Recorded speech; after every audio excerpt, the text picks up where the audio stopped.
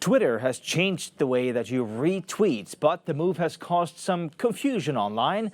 Now, Shauna in the Cube, what's all this about? Well, the US elections are just around the corner. Twitter have put in place two new features with regards to that. The aim of this is to curb the spread of misinformation. This is the first one. It relates to articles that are published online. So if you want to retweet an article, but you haven't actually clicked into it, they're going to prompt you to read the article before sharing it. The aim of this is to make sure that users know what they are sharing, and again, trying to curb the spread of misinformation online.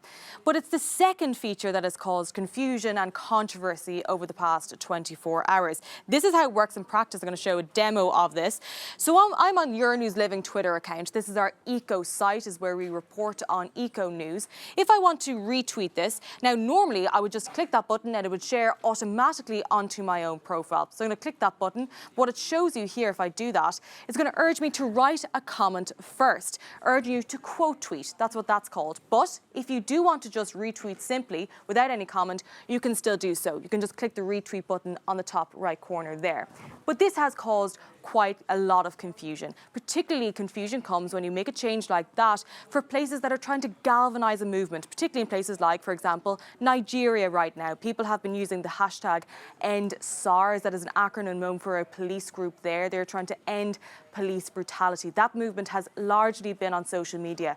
So one of the people that has been protesting on the streets, she took to social media with this message saying Twitter retweet button is not working. That particular tweet, it had over 20,000 likes, but it is working. It's just a new feature. They're trying to get people to quote tweet and not simply retweet. So the aim of that, the new feature, was for the US elections, but it is causing confusion around the world. So much so that Jack Dorsey had to comment. Somebody had said here, I can only quote retweet. He clarified that, Jack Dorsey being the head of Twitter, taking to his own platform, saying you can't simply just retweet, but you just have to click that button.